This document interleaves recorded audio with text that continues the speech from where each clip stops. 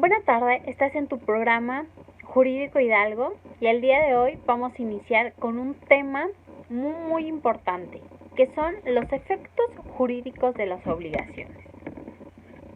Para poder llevar conjuntamente este tema, yo les recomiendo que tengan a la mano su Código Civil Federal, será de mucha ayuda.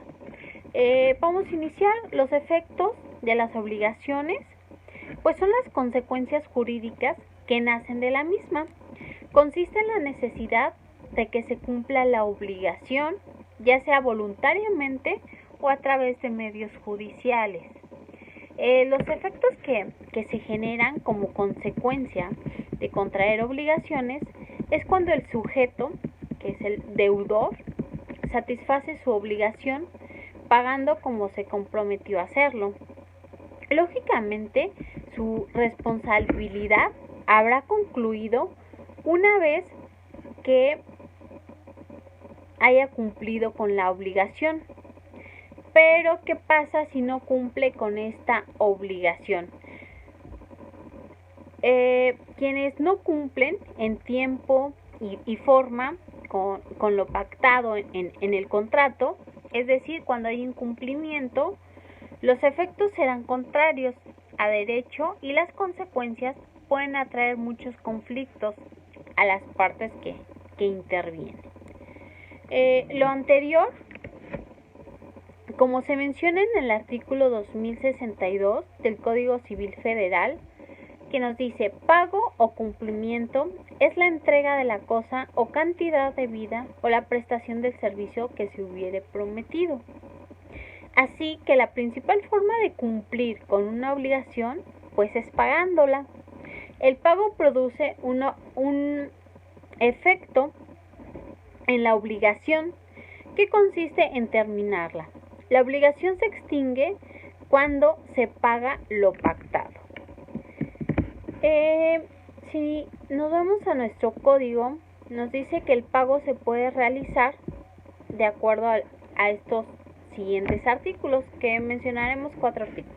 Uno de ellos es el artículo 2065. Nos dice: el pago puede ser hecho por el mismo deudor, por sus representantes o por cualquiera otra persona que tenga interés jurídico en el cumplimiento de la obligación. El artículo 2066 puede también hacerse por un tercero no interesado en el cumplimiento de la obligación, que obre con consentimiento expreso o presunto del deudor. El artículo 2065 puede hacerse igualmente por un tercero, ignorando el deudor. El artículo 2068 nos dice: puede por último hacerse contra la voluntad del deudor. Pues bien, la ley, como se puede ver en los artículos anteriores ya mencionados, establece diversas formas de cumplir con el pago de una obligación, aun cuando el deudor no esté de acuerdo. La obligación la puede liquidar un tercero ajeno al deudor que se comprometió. Otro punto importante es el ofrecimiento del pago y la consignación. La consignación es el depósito judicial de dinero o objetos en manos de una tercera persona, encargada de hacerlos llegar al acreedor. Es decir, que no es el deudor quien paga directamente, sino que recurre a autoridades judiciales para que quienes hagan el pago y se cumpla la obligación. Entonces, se realiza cuando el acreedor se niega a aceptar el pago de una obligación y el deudor quiere cumplirla y que se extinga.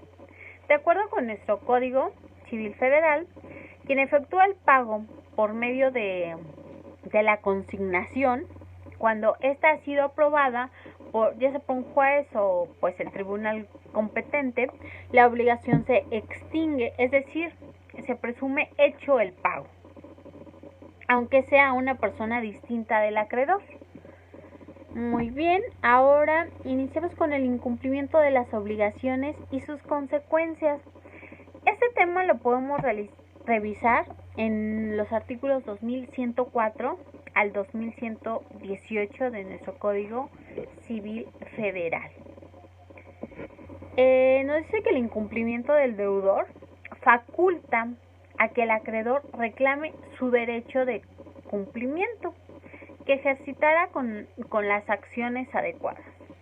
Estas variarán en función de la obligación de que se trate y puede exigir que se realice el cumplimiento o también la restitución de las prestaciones ya realizadas junto con la indemnización de daños y perjuicios. En relación con este tema, el Código Civil Federal establece siguientes puntos. En el artículo 2104, pues nos menciona que ante la posibilidad de incumplimiento de una obligación se pueden generar daños y perjuicios, y si esto ocurriere, la misma ley nos dice cuáles serían las consecuencias para el deudor.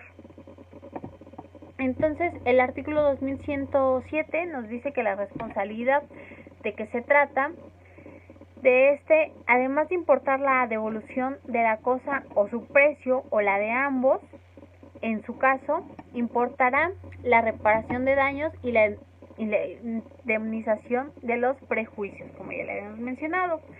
Y se entiende por daño la pérdida o menoscabo sufrido por el patrimonio por la falta de cumplimiento de una obligación. En el artículo 2109 se reputa perjuicio la privación de cualquiera ganancia lícita que debiera haberse obtenido con el cumplimiento de la obligación.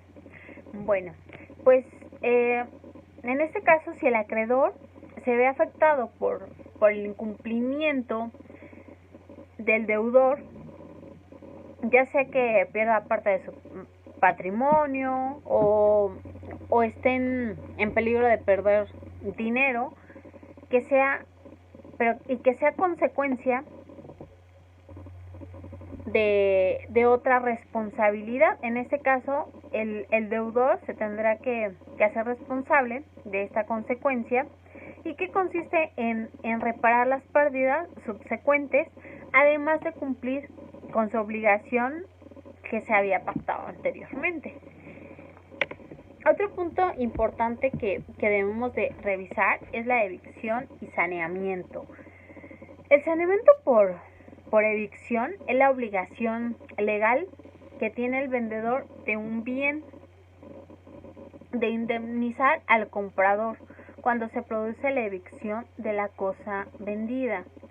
Por ejemplo, en un contrato de compraventa, el vendedor tiene como obligación principal pues la entrega de la cosa, pero junto a esta se contempla el deber de una indemnización cuando se dicta una sentencia judicial que decreta que la cosa vendida corresponde a un tercero en virtud de un derecho anterior a la compra, que sería la evicción. Entonces el vendedor deberá de indemnizar al comprador por la privación de la posesión legal y pacífica que sufre a consecuencia de lo ya mencionado. En el artículo 2119 del Código Civil Federal nos dice que habrá evicción cuando el que adquirió alguna cosa fuera privado de todo o parte de ella por sentencia que cause ejecutoria en razón de algún derecho anterior a la adquisición. El artículo 2120, todo el que ajena está obligado a responder de la evicción, aunque nada se haya expresado en el contrato. Así que por eso es muy importante analizar este punto. Otro punto también que es muy importante son los actos celebrados en fraude de acuerdo a los acreedores. Vamos a mencionar al artículo 2163, que nos dice: los actos celebrados por un deudor en perjuicio de su acreedor pueden anularse a petición de este, si de estos actos resulta la insolvencia del deudor y el crédito en virtud del cual se intenta la acción en anterior a ellos. Pues bueno, supongamos que un deudor vende sus bienes a una tercera persona por una suma de 500,000 pesos al valor real de ellos. Debido a esta venta, su patrimonio se reduce aún más, perjudicando a su acreedor. Bajo esta situación, los acreedores pueden ejercer la acción pauliana y pedir la anulación de la venta y que el bien regrese a la propiedad del deudor. Esto es una figura jurídica, es una especie de mecanismo, de defensa con la que cuentan los acreedores legalmente para solicitar la revocación de actos realizados por el deudor en su perjuicio. Así que pues hemos terminado con el tema de los actos celebrados en fraude de acreedores, y ahora vamos a continuar con la simulación de actos jurídicos. Lo podemos encontrar en los artículos 2180 y 2184 del Código Civil Federal. Nos dice que simular significa representar o hacer creer algo que no es verdad. Por ejemplo, desde el derecho, la simulación se refiere a que determinados actos jurídicos pueden ser simulados en todo o en parte cuando un acto jurídico es irreal. Es decir, nunca existió, recibe el nombre de simulación absoluta. El acto que se realiza de una manera aparentemente falsa, pero pues que esconde una verdad, a eso lo podemos llamar una simulación. En este caso, nos dice el artículo 2180 que es simulado el acto en que las partes declaran o confiesan falsamente lo que en realidad no ha pasado o no convenido entre ellos. Y el artículo 2181 nos dice que la simulación es absoluta cuando el acto simulado nada tiene de real, cuando un acto jurídico se le da una falsa apariencia que oculta su verdadero carácter. Esto ha sido todo por hoy. Si fue de tu agrado, no olvides compartirlo. Gracias.